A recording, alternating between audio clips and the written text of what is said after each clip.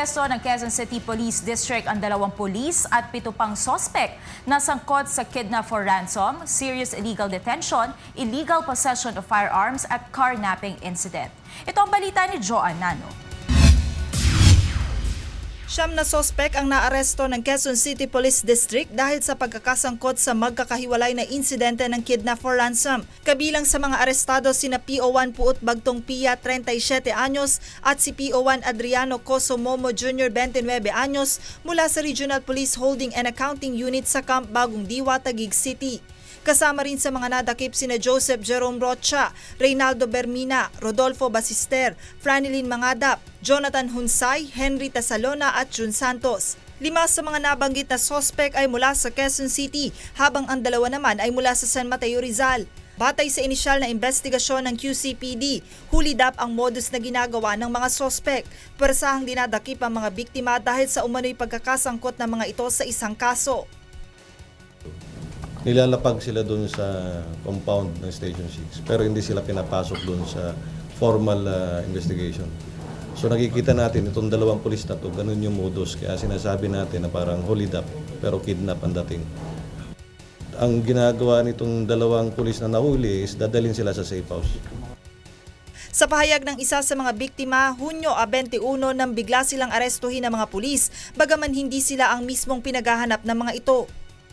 Inaresto po kami pero hindi po kami yung target ng mga nagpakilalang pulis, naka-civilian na pulis po. Gugulpi po nila kami sa loob ng farm na pinag-stayan namin, tapos pinoposas po kami. Pag natutulog po kami, pinaguhubad po kami.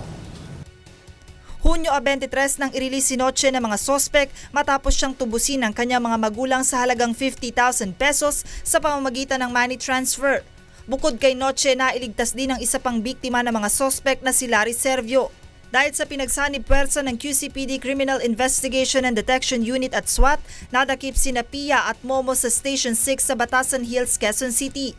Habang ang iba naman sa mga sospek ay nahuli mula sa safe house ng mga ito sa San Mateo, Rizal.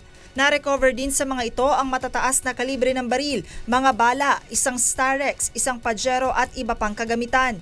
Napag-alamang nag-awol na si Pia habang si Momo ay aktibo pa rin sa pagiging pulis. Sina Momo at Pia ay dating nakatalaga sa Station 6 kung kaya't hinala ng QCPD ay mayroon pang kasabwat ang mga ito sa naturang police station.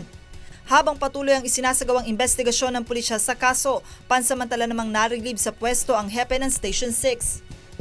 Meron na tayong binigay na utos sa ating personnel division na the station commander will be administratively relieved from his post pending the investigation na ginagawa ng SIDO. Sa ngayon ay hawak na ng Quezon City Police District ang mga sospek at patuloy ang isinasagawang investigasyon sa kaso. Nangako naman ng pulisya na papananagutin ang sino mang mapapatunayang may sala sa insidente. Joan Nano, UNTV News Worldwide.